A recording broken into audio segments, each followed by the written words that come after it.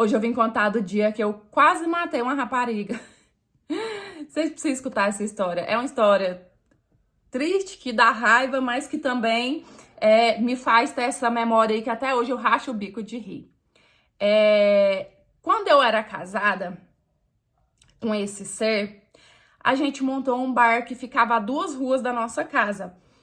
Na época eu era nova, eu tinha 22 anos, tinha 2 crianças pequenas, trabalhava pra caceta pra esse bar, porque assim, lá era caminho da escola. Então também a gente abria cedo pra poder vender salgado. Eu ficava fazendo salgado, gente, até tarde da noite, até tarde, às vezes meia-noite, 1 hora da manhã. No outro dia tinha que acordar cedo pra poder lavar o bar pro digníssimo ir, porque o trabalho dele era só ficar lá, só vendendo, só atendendo. E aí eu tinha que voltar pra casa, cuidar da casa, cuidar de 2 crianças pequenas. Então, tipo assim, era pauleira. Gente, na época, se você olhasse pra mim, eu parecia um zumbi. Eu mal tinha tempo de passar um pente no cabelo, sabe? Era muito doído mesmo, era muito trabalho. Nesse bairro que a gente morava, tinha 2 pragas, 2 bênçãos, que era o terror da mulherada casada. Tipo, puta mesmo, sabe? Além delas dar em cima dos caras casados, elas eram de debochar e implicar das mulheres. Tipo, implicar mesmo, sabe? Falar, eu vou pegar seu marido porque eu sou isso, você não é.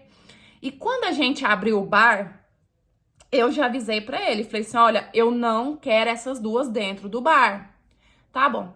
Quando é um dia, a minha mãe chega lá em casa e fala assim pra mim, eu passei na porta do bar agora, você não vai adivinhar quem que tava lá. Falei, mãe, não acredito. Minha mãe falou assim, aquelas 2 peças tá lá. Larguei minha mãe com os meninos, marchei lá pro bar. Quando eu chego, o Alecrim tá jogando sinuca com as 2 raparigas. Já entrei quebrando tudo. Peguei um taco, eu queria quebrar na cabeça delas. Ele não deixou, sabe? Ficou me segurando. E as 2 rindo da minha cara. E falando assim, que isso, senhora? Calma, tá nervosa? Só pra me chamar de velha, pra me diminuir, sendo que a gente era praticamente da mesma idade. É claro, né, gente? Com o tanto de trabalho que eu tinha, eu vivia o pó, eu não tinha tempo pra mim. Agora, as 2, como o único serviço delas era vender Nossa, andava assim, sabe, nos trinques, unha feita, cabelo feito, salto alto, é claro, né? E aí ele me arrastou, me levou pra casa, a gente brigou, eu chorei de raiva, porque a gente com criança pequena, que não tem tempo pra se cuidar, já vive com a autoestima baixa, ainda passar por uma situação dessa, ele, não vou deixar elas entrar lá mais e tal, a gente ficou resolvido assim. Acontece que depois disso, elas passaram a me implicar. Quando a gente se esbarrava por aí, elas ficavam me chamando de senhora. Às vezes elas falavam assim pra mim, benção tia, pra ficar me implicando. Gente, aquilo eu chorava de raiva. Beleza. Quando é outra vez, tinha colocado uma máquina daquela de tocar música no bar. E aí, né, eu peguei e falei que eu queria ir lá ver. Eu queria ver essa máquina que eu não tinha visto ainda. Fui. Essa máquina era assim, gente, tinha a porta do bar e aqui no cantinho, né, tinha a parede aqui no cantinho ficava essa máquina. Eu tô no cantinho olhando essa máquina e o digníssimo tava na porta do bar. De repente, ele dá um pulo de uma vez atrás de mim e me abraça por trás. Mas ficou uma coisa tão suspeita que eu olhei pro lado e falei assim, o que foi? Ele, nada não. Mas no que ele responde nada não, uma das 2 raparigas entra no bar. Ou seja, ele me deu um abraço daquele jeito pra poder mostrar pra ela, olha, não fala nada não, porque minha esposa tá aqui. Gente, aquilo ali já me supitou um ódio. E aí eu já comecei a perguntar por que você fez isso, o que vocês 2 iam fazer ali.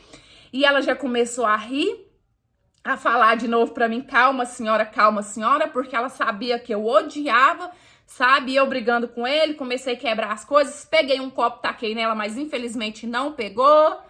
A gente chegou em casa, mais uma vez, foi um quebra-pau.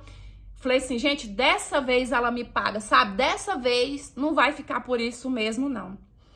Na época, ele tinha por causa do bar, né? Porque ele praticamente virava a noite lá e era perigoso, então ele tinha um negócio que ficava no bar. E ele tinha uns cabinhos que, tipo assim, desencaixava, sabe? Quando ele queria trocar o cabo, desencaixava. E sempre ficava um ou dois em casa. Quando foi um dia, eu tô no portão conversando com uma prima minha. Lá em cima, vem ela descendo de bicicleta. Falei assim, é hoje. Gente, mas eu pensei tão rápido que até hoje eu fico pensando como que eu consegui ter essa ideia tão rápido. Falei assim, é hoje. Entrei correndo dentro de casa, peguei um cabinho, coloquei na cintura que, tipo assim, ficava parecendo que eu realmente tava, sabe, com um negócio ali, mas era só o cabinho. Coloquei dentro da bermuda assim e coloquei a blusa por cima. E nisso eu voltei pro portão. Quando ela veio passando no rumo que eu tava, eu falei pra ela, peraí, desce aí pra gente conversar. Ela já veio toda tirando onda pra cima de mim, sabe? Porque ela sabia que eu era uma coitada. Gente, no que ela veio tirando onda, eu já ergui a blusa e levei a mão como se eu fosse sacar. Falei pra ela assim, vamos conversar.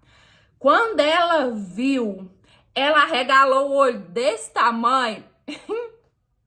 Gente, eu juro pra vocês, nem deu tempo dela ver que era só o cabinho. Essa menina sentou na bicicleta, eu acho que ela pedalou a uns 120 por hora. Eu nunca tinha visto alguém pedalar tão rápido, sabe? Mas ela sumiu na rua assim muito rápido. Aquilo eu mais a minha prima, a gente ria tanto, mais tanto. A gente rachava o bico de tanto rir. E minha prima, você não presta não. Gente do céu, imagina se ela cai dura aí. Falei assim, eu chamava o SAMU e pronto.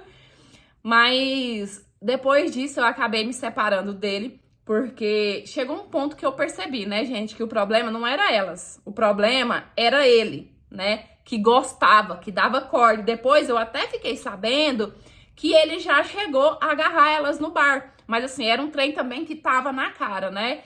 Mas... Porque chegou um ponto que eu vi que o problema era o alecrim. Não era elas, né? Porque meu marido era ele. E ele que gostava de ficar dando corda pra elas. Depois eu fiquei sabendo que várias vezes ele agarrava elas no bar. E eu acho que o que acontecia? Ele ficava com elas no bar ao troco de, tipo assim, elas beber quando quisesse, jogar sinuca com o pessoal lá, entendeu? Ter liberdade, não precisar pagar nada. Mas graças a Deus que eu fiquei livre. Na época eu sofri muito porque eu tinha criança pequena, mas depois eu me reergui, eu voltei a viver, eu vi o que era liberdade, né? Até o dia que eu encontrei uma pessoa que realmente me merecia, realmente me amava, e me dá o valor que eu mereço, né? Teve uma fase triste, teve, mas, gente, até hoje, quando eu lembro da cena, tipo assim, eu queria poder passar pra vocês a cena que eu consigo visualizar aqui na minha cabeça. Foi muito engraçado. Oi, meus amores, tudo bem aí com vocês? Eu espero que sim. Gente, uma mulher magoada e uma mulher que tá sendo provocada, ela pode ser muito criativa, né? De modo que ela foi bem merecido, gente. Vamos falar, né? Se vivia provocando a mulher, foi bem merecido. Mas que bom que deixou o alecrim, que conseguiu encontrar alguém. Eu gosto de contar esse tipo de história, sabe por quê? Porque às vezes a mulher que tá num relacionamento abusivo, num relacionamento tóxico, num relacionamento que o cara não respeita, ela acha que ela nunca vai encontrar outra pessoa, né? Ai, se eu separar dele, eu tenho 2 filhos pequenos, eu nunca vou encontrar alguém que me queira, né? Alguém que me ame. E não é assim, né? Pra vocês verem, ela 2 filhos, encontrou alguém que deu o valor que ela merece. Então, acho que a gente tem que se dar o valor primeiro. E eu não falo só pra mulher, não. Porque existe, sim, homens que passam por essa situação, né? Eu acho que a partir do momento que a gente se valoriza, a gente vai encontrar uma pessoa que dê valor pra gente também. Não é isso? É a minha opinião. Espero muito que vocês tenham gostado dessa interpretação de hoje. Curte, comenta, compartilha pra gente alcançar cada vez mais pessoas. E se você quiser me enviar a sua história... Uma história que te marcou, alegre, de superação, enfim, que tenha te marcado, é no e-mail que tá aí na sua tela, é por lá que eu recebo e eu vou ficar muito feliz em poder compartilhar a sua história aqui, tá certo? É isso, um beijão, fica com Deus, fica em paz, até os próximos, tchau, fui!